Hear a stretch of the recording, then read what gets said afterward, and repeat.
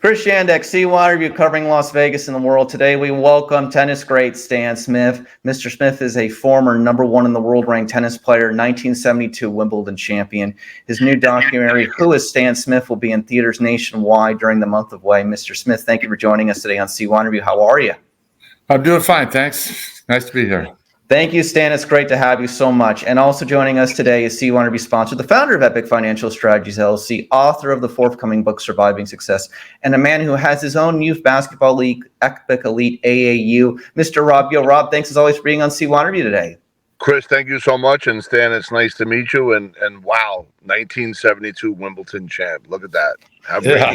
Well, we're also gonna talk about his unbelievable shoe line he's had with Adidas for 50 plus years. That's still going on, a lifetime contract, the Stan Smith brand, of course. But first, let's just begin, Stan. Beyond your story as a tennis player, the documentary really focuses and does a great job on focusing on the beginning of tennis in general. Can you speak about that? The early era with you and Arthur Ashe, you guys started to make money. Tennis started to take off, professional tennis. Tell me about that era in the early 70s. Well, I went to an interesting area because tennis became open in 1968. I graduated from USC in 1968 and went on the professional tour. And all the tournaments that we played in the summertime during my college times, just overnight, became professional tournaments, and the total prize money in most of those tournaments were about $25,000. And Arthur and I actually were asked if we would play maybe for a guarantee and for $5,000 each. And we said, no, let's just put all the money into the prize money. And if you happen to win a tournament, one of those tournaments, you'd won about $5,000. So we ended up saying, let's just play to pay and see what happens. And so that all transpired. The development of the ATP Tour. It was the ATP Association that really started with the players, and then the tour, evolved from that. So it was an exciting time. It was complicated because there were things like contract professionals, registered professionals, amateurs, college players. There were some professional groups that were formed, 8 players, and even head-to-head matches that were taking place between players like Gonzalez and Kramer and Laver and those guys. So, Rob, I want to jump in and just say that Stan is a gigantic basketball fan, and also Stan has his own tennis academy for 20 plus years impacting today's youth. So I want you to tell Stan a little bit about Epic Elite AAU, which you do with young people and youth basketball. Any questions, of course, you have for Stan? There will be a lot of questions, but Stan, one of the things that we had this weekend, which was a non-live period tournament in Pittsburgh, but we played one of the better, you're Adidas, never mind. But we've been playing Adidas teams. I just got on the Under Armour Rise circuit. I wish we could have had this call 6 months ago. It might have been a different conversation afterwards based on your Adidas relationship. But with that, listen, I'm just hearing you talk about the beginning. And whenever there's innovation, and it sounds like you were at the forefront of when tennis made that leap, hearing about contracts and innovation and complications, and then all of a sudden you were doing something that you loved and started making money, and that's really what it's all about, right? That's what entrepreneurism, and you took the sport. It sounds like you created multiple revenues and multiple streams of income through different versions of different parts of that sport, including an academy, which is unbelievable. So yeah, I think I'm wildly impressed. And you said you went to USC, and that was at another time when there was great football, right? And it was you were really close to UCLA, and you saw some great basketball, I'm assuming. And it must have been an unbelievable time, 40, 50 years ago in those launching period. I'd love to hear more about that. Well, John Wooden, of course, was at UCLA, and Jabbar was there, and we had one game. This was before the clock, and so Wooden went crazy. He hated the fact that USC would just hold the ball, and so one game we played kind of one night at the sports arena for our home team, and then Poly Pavilion, and we lost that game 35-34, and then went to Poly Pavilion the next night, and I saw the first one.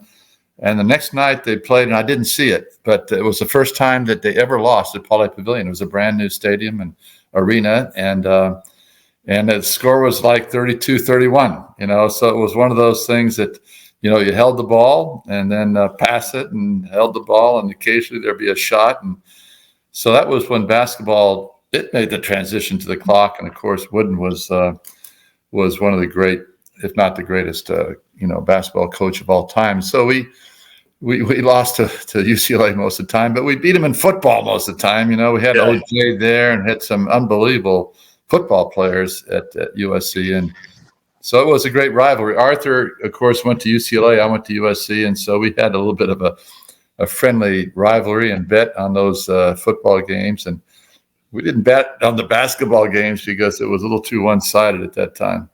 Were you there during the same time as OJ's rise? OJ was at a junior college, and then he transferred to USC, and so I saw him the last 2 years he played there. I never knew that. I never knew he was at a junior college. Wow. Yeah, he was a junior college for a year or so. And how was he off the limelight? Like, did he hang out with the other athletes? Yeah, he did, I think, but I didn't really spend any time with him there. I actually played against him in the Superstar competition. We tied for third place. In fact, I remember him used to playing tennis. Yeah, I remember that. Yeah. Wow, what an unbelievable time. I mean, holy smokes, Chris. Jabbar, OJ, UCLA, USC, West Coast, steps into tennis, wins Wimbledon.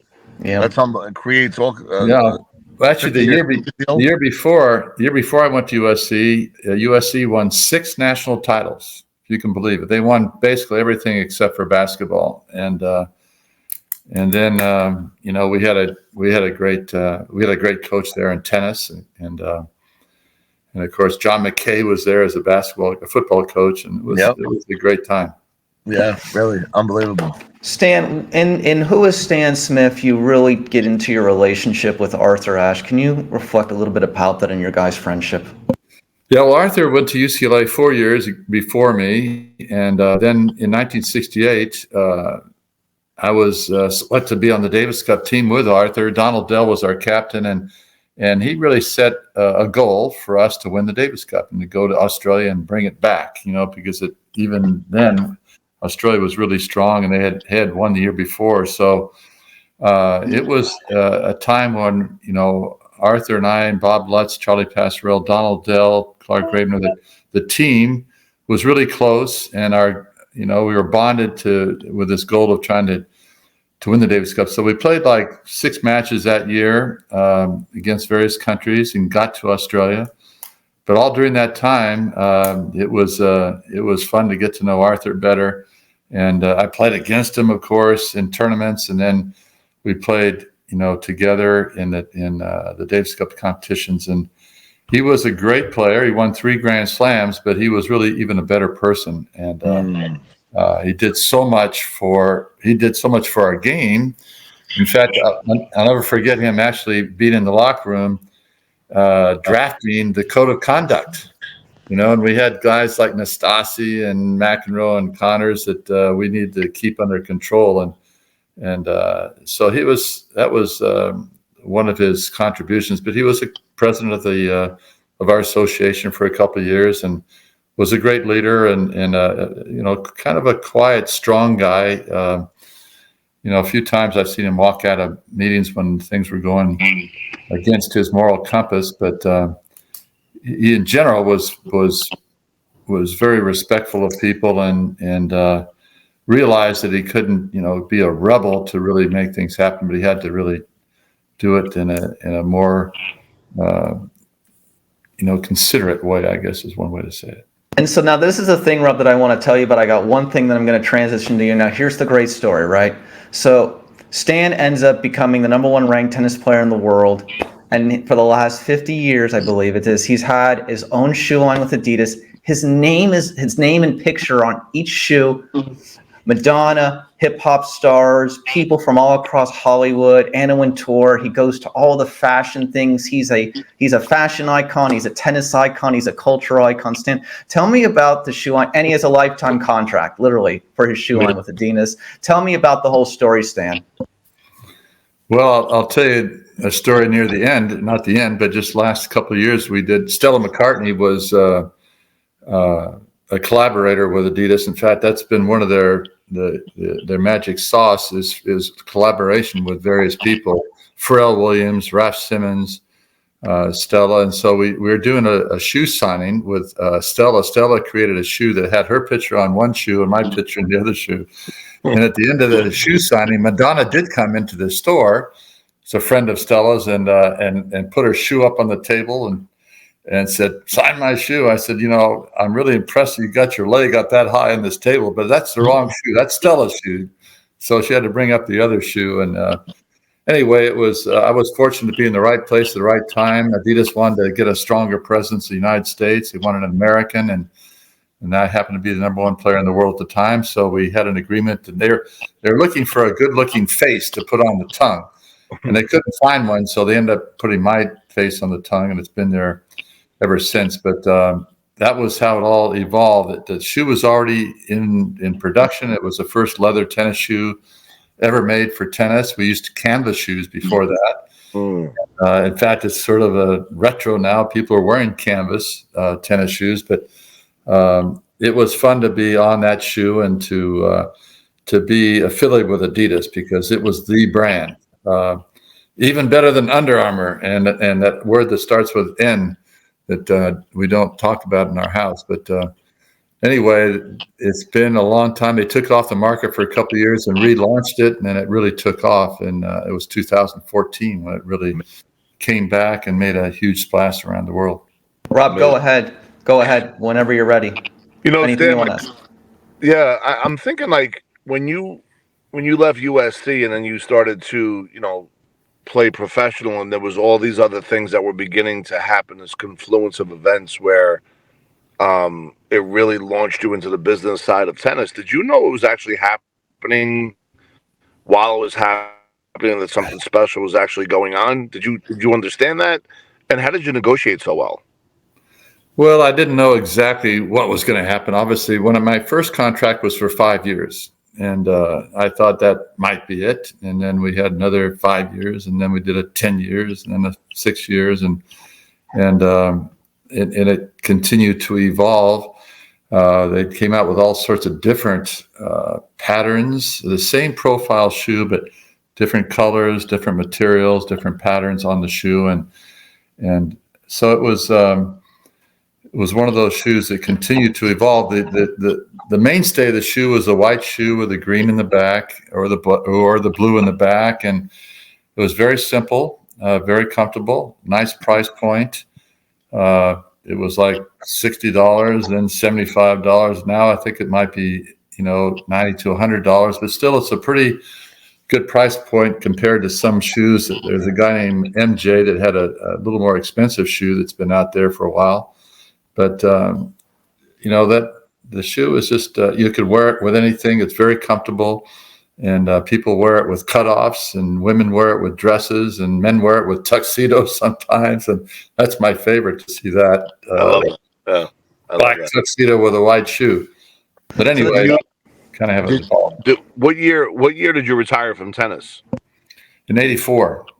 So right as Jordan's shoe came out, you retired.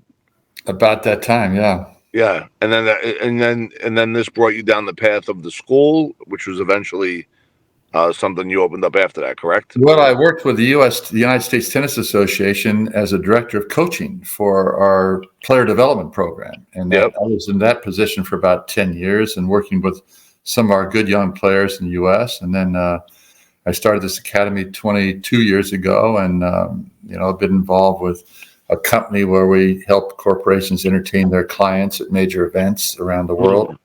Amazing. So that's been a 30 years of doing that, which has been pretty interesting.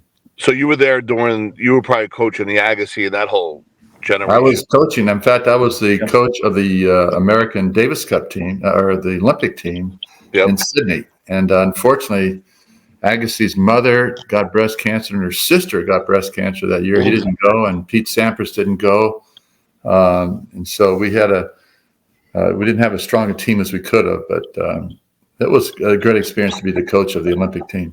Rob, unfortunately, we have to leave it there. I just want to say thank you both for being here today. The film is Who is Stan Smith? It'll be in theaters nationwide coming in May. 10 seconds, Stan. 10 minutes, Stan. It's phenomenal, Rob. Stan, how do you want to be remembered with all of this? Cultural icon, tennis icon, fashion icon?